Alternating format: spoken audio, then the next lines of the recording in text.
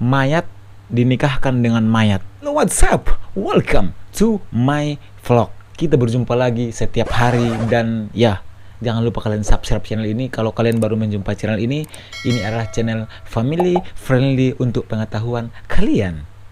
Kita akan membahas tentang di mana ada tradisi unik sekaligus mengerikan di dunia, di mana mayat dinikahkan dengan mayat. Ini tradisi ini ada di China, yaitu tradisi yang dilakukan dengan menikahkan dua mayat yang meninggal dunia dalam keadaan kondisi lajang.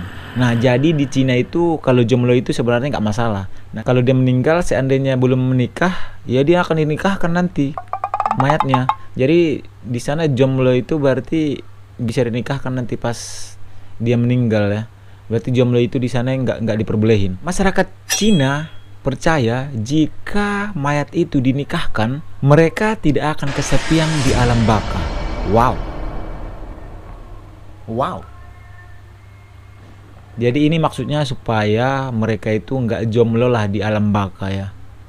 Ya, kalau dipikir-pikir pun sih, kalau memang betul di alam baka orang itu berjumpa, ya kayak mana juga ya, bingung juga sih. Karena tradisi ini kadang-kadang membingungkan dan mereka meyakini itu.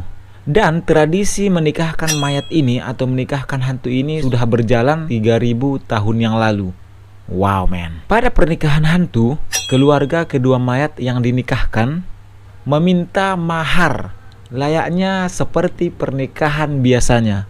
Jadi keluarga si mayat ini, si anaknya cewek, keluarga akan meminta maharnya sama si cowok. Aneh juga ya, kan udah mayat. Seperti perhiasan, rumah mewah, dan pelayan. Nah, jadi keluarga itu masih minta perhiasan juga, seperti layaknya pernikahan yang seutuhnya. Tetapi yang lucunya, semua permintaan itu akan diberikan dalam bentuk kertas. Dan tak hanya itu juga, keluarga juga harus melihat faktor keluarganya seperti apa dan usianya si laki-laki ini seperti apa dan si cewek ini juga seperti apa. Dan sebenarnya ini sudah seperti pernikahan yang sebenarnya menikah, tapi cuman hanya ini dia bentuk mayat. Pemilihan mempelai pun tak sembarangan, dan biasanya keluarga juga akan mencari mak comlang. Jadi kalau di Indonesia itu mak comlang itu kayak menjodohkan gitu. Jadi kalau kalian jomblo itu kalian dijodoh-jodohkan sama cabe-cabean gitu. Atau ahli Feng Hui. Dalam upacara tersebut akan ada nisan atau batu nisan kedua mempelai tersebut dan sebuah jamuan. Bagian terpenting adalah menggali tulang belulang si perempuan dan menempatkannya di dalam kubur sang pengantin pria. Bahkan di Cina ini, tradisi ini sebenarnya sudah mulai pudar juga. Bahkan di Cina ada tradisi menikahkan mayat dengan manusia yang hidup. Kalian bayangkan, kalian dinikahkan dengan manusia yang, ya mungkin itu karena mungkin cinta sejati dia. Jadi dia nggak rela kalau ceweknya itu atau cowoknya meninggal sebelum mereka menikah, mungkin ya. Dan saking maraknya berita ini, karena mayat dinikahkan dengan mayat, di sana pun terjadi pencurian makam. Jadi ada yang mencuri mayat dari kuburan itu dan diambil dia, diberikan ke yang menginginkan mayat itu, dan itu dihargai dengan sangat mahal. Dan jasad yang dicuri itu dari kuburan itu akan dibayar senilai 200 juta, kadang 60 juta tergantung usianya.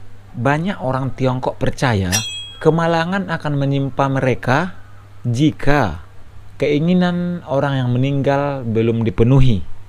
Pernikahan hantu dinilai sebagai menenteramkan orang yang sudah meninggal atau menemui ajalnya.